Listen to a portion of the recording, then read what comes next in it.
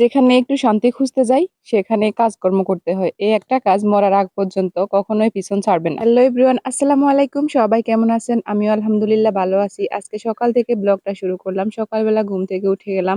দেখলাম যে আজকে অনেকদিন পর রোদ উঠছে। মনটাও ভালো হয়ে গেল যে সারাক্ষণ বৃষ্টি আর বৃষ্টি, বন্যা আর বন্যা এগুলো দেখতে, দেখতে আর ভালো লাগে না। তাই রোদ দেখে একদমই মনটা ফ্রেশ হয়ে গেছে। সকাল সকালে ঘুম থেকে উঠে গেলাম। উঠে দেখলাম যে রোদ উঠছে।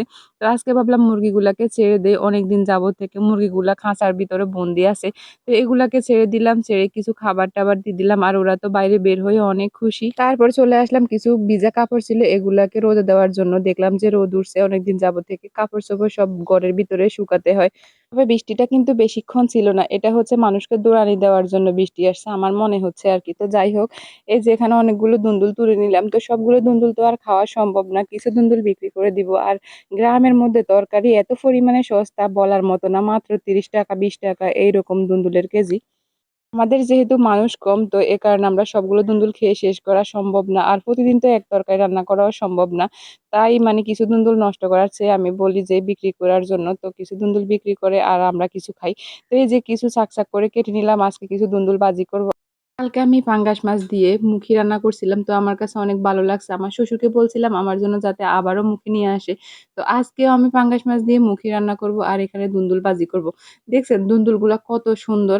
মানে চুলার মধ্যে দিলে একদম অল্প একটু হয়ে যায়। আর দুন্দুল ভাজি তো আমার বেশি পছন্দ। রান্না করার চেয়ে দুন্দুল ভাজিটা খেতে কিন্তু অসাধারণ লাগে। এদিকে আমার কিন্তু ভাজিটা হয়ে গেছে। আমি একটু ঝোল, ঝোল রেখে ভাজিটা করি। কারণ আমার কাছে দুন্দুল ভাজিতে ঝোল রাখলে বেশি ভালো লাগে। তো এই যে ভাজিটা হয়ে গেছে, এখন তরকারিটাও আমি বসিয়ে দিব। প্রতিদিন সকালবেলা একই রুটিন আমার একটু ভালো লাগে না, একটুও শান্তি পাই না। সকালবেলা ঘুম থেকে উঠে কি রান্না করব, কি করব এগুলা নিয়ে চিন্তা করতে, করতে অবস্থা খারাপ হয়ে যায়।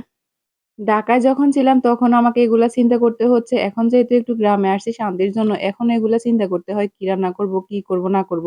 মানে এই চিন্তাটা কখনো একটা মেয়ে মানুষের মাথা থেকে যাবে না যতদিন পর্যন্ত সে না মারা গেছে।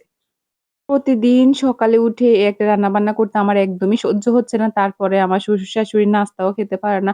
উনারা অনেক বুড়ো মানুষ, রুটি খেতে পারে না, এটা খেতে পারে না, সেটা খেতে পারে না। তো আমার একটু বেশিই জ্বালা আরকি। তো উনাদের জন্য প্রতিদিন সকালবেলা রান্না করতে হয়, ভাত রান্না করতেই হবে মাস্ট বি। তারপরে এদিকে আমি যে মুখি রান্না করব তার জন্য কিছু মাছ কষিয়ে নিলাম। এই যে মাছগুলা কষানো হয়ে গেলে আমি একে, একে মাছগুলা তুলে নিচ্ছি। আমার শাশুড়ি মাছ ভাজি ছাড়া নাকি খেতেই পারে না। আজকে আমি ইচ্ছে করে মাছ ভাজি করি নাই।